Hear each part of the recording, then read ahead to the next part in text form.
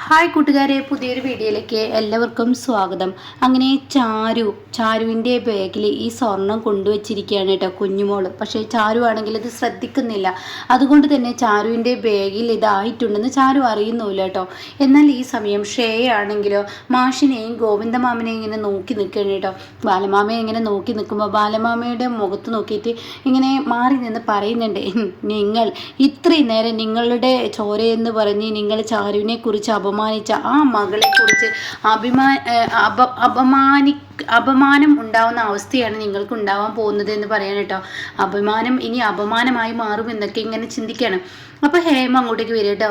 എന്താ മോളെ നീ ഇങ്ങനെ മാറി നിന്ന് ചിന്തിക്കുന്നത്? നീ എൻ്റെ മകൻ്റെ അടുത്തോട്ട് ചെല്ല്, ആ സ്റ്റേജിലോട്ട് ചെല്ല് എന്ന് പറയാം കേട്ടോ. ഈ സമയം അല്ല ആൻറ്റി, ഞാൻ ചിന്തിച്ചത് നിങ്ങൾക്ക് കുടുംബ പാരമ്പര്യമായി കിട്ടിയ ആ സ്വത്തില്ലേ, അതായത് ആ സ്വർണ്ണമില്ലേ, അത് നിനക്ക് ഞാൻ തന്നല്ലോ.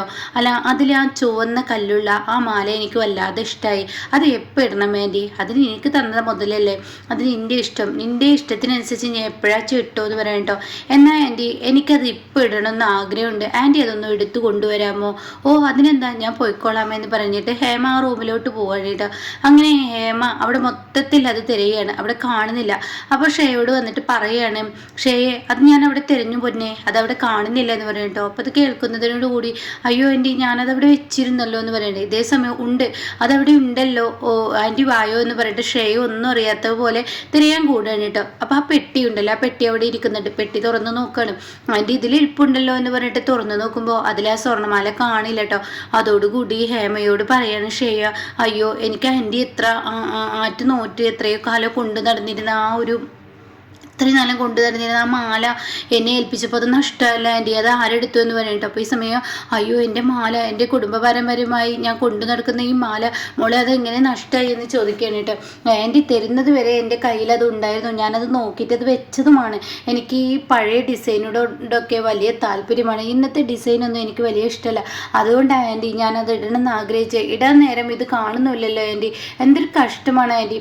ആൻറ്റി എന്തായാലും ഇതങ്ങനെ വെറുതെ വിടാൻ പറ്റത്തില്ല ആൻറ്റി, ഇതിന് ഒരു തീരുമാനം ഉണ്ടാക്കണം. ഇപ്പം തന്നെ ഈ സ്വർണ്ണം ഇവിടെ വെച്ച് തന്നെ ആയിരിക്കും പോയിട്ടുണ്ടാവുക എന്ന് പറയട്ടോ. അപ്പം ഹേമ പറയണത് ശരിയാണ്, ഇതിവിടെ വെച്ച് തന്നെയാണ് പോയിട്ടുണ്ടാവുക എന്ന് പറഞ്ഞിട്ട് എല്ലാവരും ഇരിക്കുന്ന സ്റ്റേജിലോട്ട് പോവാണ് കേട്ടോ. എന്നിട്ട് ഷേയ ചൂടോട് കൂടിയിട്ട് അവിടെ തന്നെ സീൻ ഉണ്ടാക്കുകയാണ്. ഷേയ പറയണേ ആ മ്യൂസിക് ഒന്ന് നിർത്തിയോടോ എന്ന് മ്യൂസിക് വെക്കുന്നവനോട് പറയണേ കേട്ടോ. അപ്പോൾ ഈ സമയം അരവിന്ദനാണെങ്കിൽ സ്റ്റേജിൽ നല്ല സന്തോഷത്തോടു കൂടി ഇങ്ങനെ ഡാൻസ് കളിച്ചുകൊണ്ടിരിക്കുക. അപ്പോൾ അരവിന്ദൻ എന്തെന്ന് ചോദിക്കാൻ കേട്ടോ. അപ്പോഴേക്കും ബാലമാമയും അതുപോലെ ഗോവിന്ദമാമയും ചാരു ആകാശവും ഒക്കെ മാറി നിന്ന് നോക്കുകയാണ്. അനുവും ഉണ്ട് കേട്ടോ. ഇവിടെ എന്താണ് ഇപ്പോൾ ഇവിടെ സംഭവിക്കാൻ പോകുന്നത്, ഇവിടെ ഇത്ര ദേഷ്യത്തിൽ ഇത് പറയുന്നുണ്ടെങ്കിൽ എന്തെങ്കിലും ഒരു സീൻ ഇവൾ ഉണ്ടാക്കിയെടുക്കാൻ പോവുകയാണെന്ന് ഇവർക്ക് മനസ്സിലായി കേട്ടോ. അപ്പോഴേക്കും കുഞ്ഞുമോളും ശാന്തപ്പനും ഒരു സൈഡിൽ വന്ന് നിൽക്കണം കേട്ടോ. അപ്പോൾ തന്നെ ഷേ പറയണേ, ഇതെനിക്ക് കുടുംബ പാരമ്പര്യമായി ആൻറ്റി കുറച്ച് നിമിഷങ്ങൾക്ക് മുന്നേ എന്നെ ഏൽപ്പിച്ച സ്വത്താണ്, പക്ഷെ അതിൽ നിന്ന് ഈ ഒരു മാല കാണാനില്ല എന്ന് പറയാം കേട്ടോ. അപ്പോൾ അത് കേൾക്കുന്നതിനോടുകൂടി ഉടൻ തന്നെ ചാരു പറയണേ, അതിൽ മാല കാണാനില്ലെങ്കിൽ നിൻ്റെ ഉത്തരവാദിത്തമല്ല, സ്വർണം അവിടെ ഉത്തരവാദിത്തത്തോടു കൂടി സൂക്ഷിക്കുക എന്നുള്ളത്.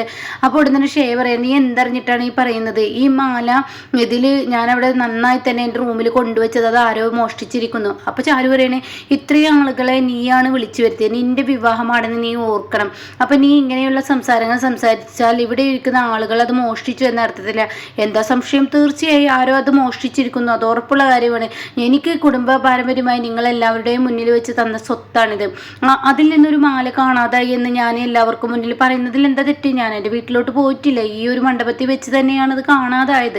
അപ്പോൾ പിന്നെ ഞാൻ പറയുന്നതിൽ ഒരു തെറ്റില്ലല്ലോ എന്ന് ഷേ പറയട്ടെ. അപ്പോൾ ചാരു പറയണേ, നീ ഇങ്ങനെയുള്ള സംസ്കാരങ്ങളാണ് നിൻ്റെ കയ്യിലുള്ളതെന്ന് എനിക്കറിയാം. അപ്പോൾ അതുകൊണ്ട് നിൻ്റെ ഈ സ്വഭാവം വെച്ച് ചിന്തിക്കുമ്പോൾ നിൻ്റെ അടുത്ത തെറ്റ്. അപ്പോഴേക്കും ശാന്തപ്പൻ പറയണേ, നീ എനിക്ക് ഉറപ്പാണ് മോളെ, കാരണം എന്താ വെച്ചാൽ എൻ്റെ മോളാണെങ്കിലും നിനക്ക് കുറച്ച് കുനിഷ്ട ബുദ്ധി കൂടുതലാണ്. കാരണം എന്ന് പറയുമ്പോഴേക്കും കുഞ്ഞുമോള് പറയുന്നത് ശരിയാണ്, ഇവൾക്ക് കിട്ടാത്ത ആ സ്വത്ത് ഷേയ്ക്ക് കിട്ടിയതിൽ ഒരുപക്ഷെ ഇവളെ അടിച്ചു മാറ്റിയിട്ടുണ്ടാവും എന്ന് പറയാം കേട്ടോ. അത് കേൾക്കുന്ന ആകാശനങ്ങ് ദേഷ്യം പിടിക്കണം.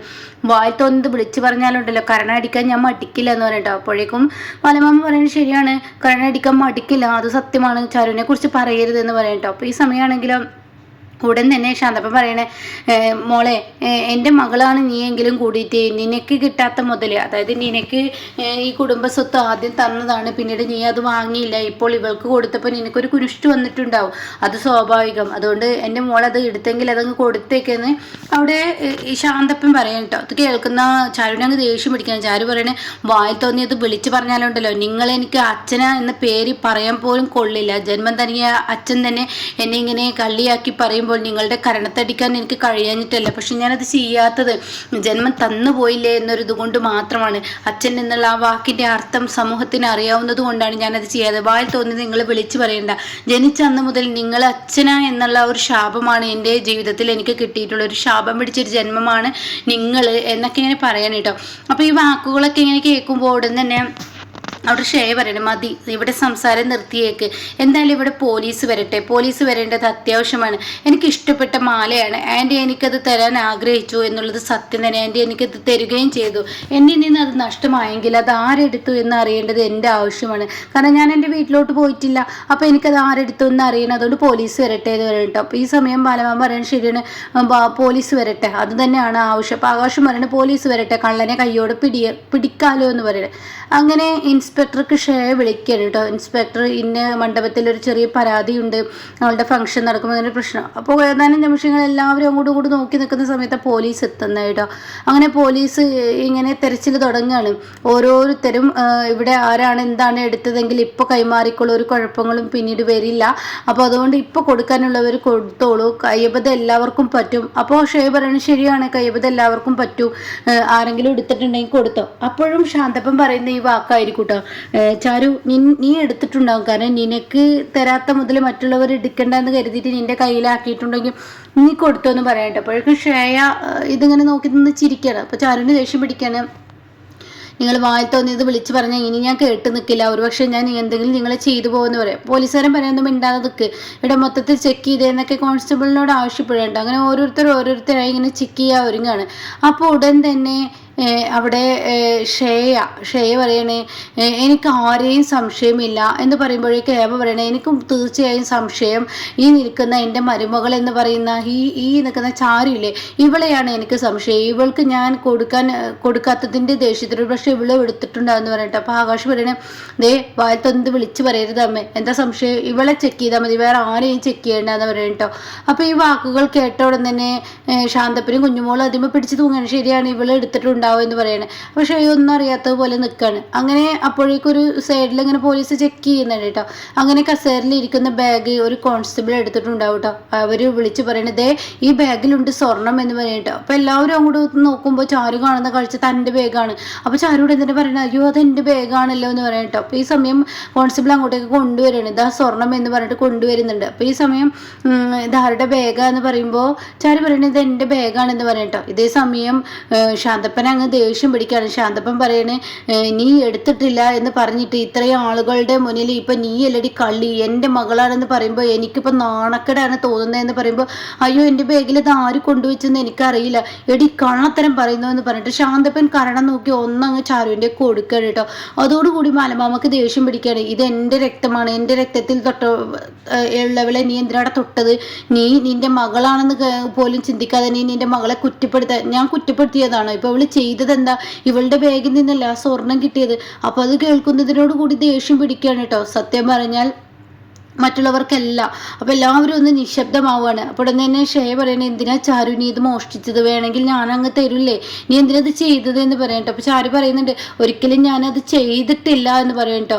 ഇതേ സമയം അനു എല്ലാവർക്കും മുന്നിൽ വെച്ച് ഞെട്ടിപ്പിച്ചും കൊണ്ട് ഒരു വാക്ക് പറയണേ, അമ്മേ ഇത് നമ്മുടെ സ്വർണം തന്നെയാണെന്ന് ഒന്ന് അമ്മ നോക്കുക, അതിന് മുന്നേ മതി എല്ലാവരെയും ഇങ്ങനെ ചോദ്യം ചെയ്യലെന്ന് പറയാം. അപ്പോൾ ഹേമ ശരിയാണ്, ഞാൻ എൻ്റെ സ്വർണ്ണമാണെന്ന് നോക്കട്ടെ എന്ന് പറഞ്ഞിട്ട് ആ കവർ പോലീസുകാരൻ്റെ കയ്യിൽ നിന്ന് മേടിച്ചിട്ട് ആ സ്വർണ്ണങ്ങളിൽ എല്ലാം കയ്യിലെടുക്കുക കേട്ടോ. ഈ സമയം അയ്യോ ഇതെന്റെ സ്വർണ്ണമല്ല എന്ന് പറയും കേട്ടോ. ഇതേ സമയം ഉടൻ തന്നെ പിന്നീട് അവരുടെ ചോദ്യവും പറച്ചിലാവുകയാണ്. അപ്പൊ ചാരുവാണെങ്കിലോ സമാധാനത്തോടു കൂടി നിൽക്കുകയാണ് കേട്ടോ. അപ്പൊ ഈ സമയം ഉടൻ തന്നെ ഷേയോട് പറയണത്, മോളെ ഞാൻ നിനക്ക് തന്ന സ്വർണ്ണമല്ല, എടി നീ അത് മാറ്റി ഓടി, മര്യാദക്ക് കേട്ടതാടി, എവിടെ കള്ളസ്വർണ്ണം കൊടുന്ന് വെച്ചിരിക്കുക നിന്റെ ബാഗിൽ, എൻ്റെ മരുമകൾക്ക് കൊടുത്ത ആ സ്വർണ്ണം താ എന്ന് പറഞ്ഞിട്ട് ചാരു സംസാരിക്കുകയാണ് കേട്ടോ.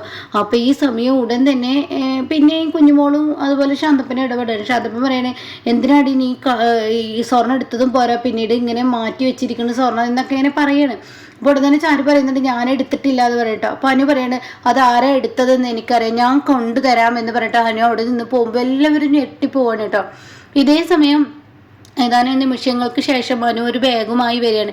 അപ്പോൾ ആ ബാഗ് ഇങ്ങനെ കൊണ്ടുവന്നിട്ട് ഇതിലുണ്ട് ഈ സ്വർണം എന്ന് പറയുന്നത്. അപ്പോഴേക്കും കോൺസ്റ്റബിൾ ആ ബാഗ് തുറന്ന് അതിൽ നിന്നുള്ള സ്വർണ്ണം എടുക്കുകയാണ് കേട്ടോ. അപ്പോൾ ഉടൻ തന്നെ എല്ലാവരും ഞെട്ടി നിൽക്കുകയാണ്. ഈ സമയം പോലീസുകാരൻ ചോദിക്കുക അത് ആരുടെ ബാഗാണെന്ന് ചോദിക്കുമ്പോൾ ഉടൻ തന്നെ അവന് പറയണേ ഈ നിൽക്കുന്ന കുഞ്ഞുമോളെയും ശാന്തപ്പൻ്റെയും ബാഗാണെന്ന് പറഞ്ഞ് കാണിച്ചു കൊടുക്കുന്നുണ്ട് കേട്ടോ. അപ്പോൾ ഇതോടുകൂടി ഷെയാണ് ഇതിന് പിറകിൽ കളിച്ചതെന്നുള്ള സത്യം പുറത്തു വരുന്ന ഒരു സീനാണ് കേട്ടോ. അപ്പോൾ ഇതിൻ്റെ ബാക്കി റിവ്യൂ കേൾക്കാൻ താല്പര്യം ചാനൽ സബ്സ്ക്രൈബ് ചെയ്തിട്ടാൽ ഞാനിടുന്ന വീഡിയോയുടെ നോട്ടിഫിക്കേഷൻ നിങ്ങൾക്ക് ലഭിക്കും കേട്ടോ.